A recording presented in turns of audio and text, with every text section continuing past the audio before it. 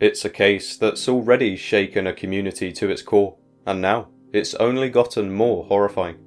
After a recent public release by the authorities, we've learned some new and deeply disturbing details in the tragic murder of 16-year-old Jordan Manny Collins Jr. Details that point to a level of violence and betrayal that no one was truly prepared for. Because just days after being formally identified as the victim found in the Elk River landfill, prosecutors have now charged Manny's very own father with his murder. According to the charging documents filed in Anoka County, 38-year-old Jordan Collins Sr. is now facing a single count of second-degree intentional murder. And while that alone is shocking, it's what investigators found along the way that will truly stay with you. Just 3 days after Manny was reported missing, police searched the Columbia Heights apartment where he and his father had been staying, and inside a bedroom closet they found multiple blood-stained knives, and DNA testing confirmed the blood belonged to Manny, to which Jordan Collins Sr. stopped cooperating with the investigation entirely. Authorities say the case broke open after surveillance footage led them to a dumpster, and ultimately to the landfill in Elk River, where crews spent weeks digging through layers of trash until they found what no one wanted to believe: Manny's remains. When police finally arrested Collins Sr. earlier this week at the Al Aman Community Center in Minnetonka, they found even more knives, which he reportedly claimed were used for butchering livestock. But the autopsy told a very different story, one that showed clear signs of decapitation and confirmed that Manny's death was a homicide. Prosecutors are now seeking an aggravated sentence, citing the extreme cruelty of the crime, but also the unthinkable betrayal that occurred. A father murdering his own son, someone who held both legal authority and deep emotional trust in that young boy's life. So if convicted, Collins Sr. could face up to 40 years behind bars, and prosecutors say he had a large sum of cash on him and appeared ready to flee the state. So hopefully this is exactly where he will remain until his court appearance, which is set for August 4th. But even with this arrest, it's impossible to call this closure, because justice doesn't come from simply filing charges. It comes from the truth, accountability, and honouring Manny's life in a way that ensures no one forgets what happened here. So in the next part of this video, I'll walk you through the timeline, the red flags, and the key pieces of evidence that brought us here, while also asking the hard questions about how and why this case unfolded the way it did, because Manny deserved so much better, and now it's on us to make sure that his story is told. This is the story of 16-year-old Jordan Manny Collins Jr., a bright, promising teenager from Columbia Heights, whose sudden disappearance back in May shook his community, and whose fate would reveal something darker than anyone was prepared for.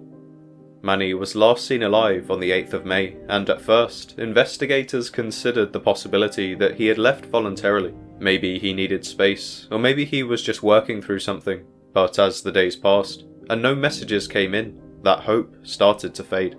By the 16th of May, just over a week after his disappearance, authorities held a press conference and officially reclassified the case as a possible abduction. They asked for the public's help, citing troubling inconsistencies in the timeline, and one particularly eerie clue: Manny's phone, which had been off since the night he vanished, briefly powered on again 3 days later, for just a few minutes, before going dark again, forever. Manny's family, heartbroken and desperate, pleaded publicly for answers. They begged the community to come forward with anything, no matter how small. Flyers went up all over town, a billboard campaign launched to keep his face in the public eye, and behind the scenes, investigators were reviewing security footage from gas stations, traffic cameras and apartments, anything to track his last known movements.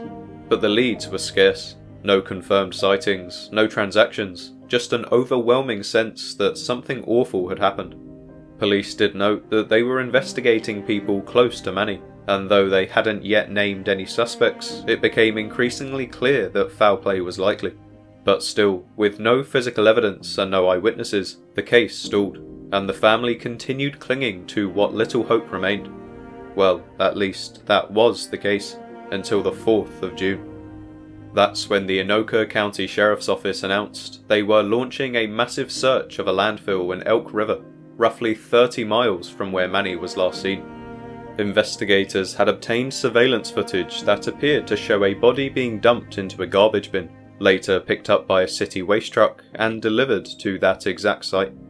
And just like that, the small amount of hope that was left quickly turned to horror. For weeks, over 30 agencies took part in the grueling search. More than 180,000 cubic feet of garbage was combed through by hand, day after day. Nearly 10,000 work hours were poured into finding him, and eventually, they did. The remains of a teenage boy were recovered, and DNA testing confirmed the worst. It was Manny. At first, authorities remained tight-lipped about what they had found. No details were released about the condition of his body or cause of death, but behind the scenes, they were preparing for something bigger, something that needed to be airtight. And then came the announcement. Jordan Collins Sr., Manny's very own father, was being charged with second-degree intentional murder. The public was stunned, but the evidence was hard to ignore. Back on May 11th, the same day Manny's phone briefly switched on, police had executed a search warrant on the Columbia Heights apartment where the father and son had been staying. Inside, they found several blood-stained knives hidden in a bedroom closet, and DNA testing confirmed the blood was Manny's, and it was shortly after that discovery that Collins Sr. stopped cooperating with the police. Later, after his arrest at a community centre in Minnetonka, even more knives were recovered, which he bizarrely claimed were for butchering livestock, but the medical examiner revealed what no parent ever wants to hear.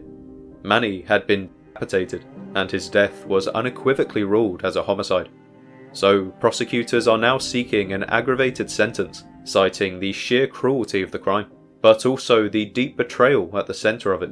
A father, a protector, the person who should have fought to keep Manny safe, instead accused of being the one who took him away.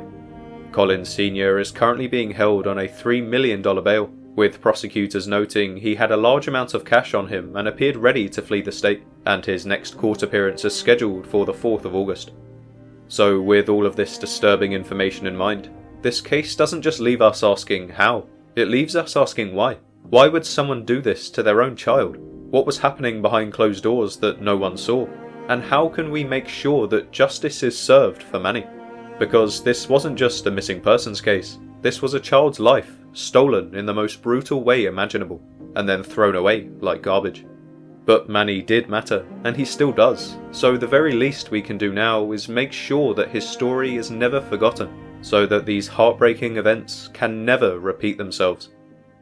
But just before I close out the video, I wanted to quickly draw attention to an important detail that I noticed when doing my research. According to the authorities, on the 11th of May, just 4 days after Manny went missing, they had evidence that Manny's father was likely involved due to the discovery of blood-stained knives in his home. This information was kept hidden from the public, but I think it's clear to see why. By not revealing this incredibly damning evidence, this allowed the authorities to continue investigating Jordan Collins Sr. under the radar, giving him the false hope that there was a chance he could get away with it. This decision was more than likely the reason why they were able to catch the suspect before he fled the state, as if they had revealed publicly that he was a prime suspect, he surely would have left a lot sooner. So I think this story is an important example to show how the police aren't always as slow to act as they seem, because sometimes they could be sitting on valuable evidence just waiting for the right time to strike. So with this in mind, I have to applaud the Anoka County Sheriffs and everybody else that was involved in the investigation, as their hard work has led to the arrest of one of the most despicable human beings I've ever covered on this channel. But with that being said, thank you so much for staying to the end of this video, and make sure to subscribe for further updates as this case progresses. To be completely transparent with those of you who are still watching, I was in the process of creating a new video when the disturbing announcement was made about Manny's father, and given the fact that I've been following this particular case quite closely, I felt a strong urge to drop everything and cover this update. I know how difficult it has been to stand by and watch this story unfold, but I appreciate all of you who have tuned in to support the channel, and more importantly, share your condolences with Manny's family. These videos wouldn't have the impact they do without your support, so I appreciate every comment, and keep an eye out for my next video, which I'll be releasing in the next few days, where I'll be covering a disturbing trend of missing black women across the state of Texas.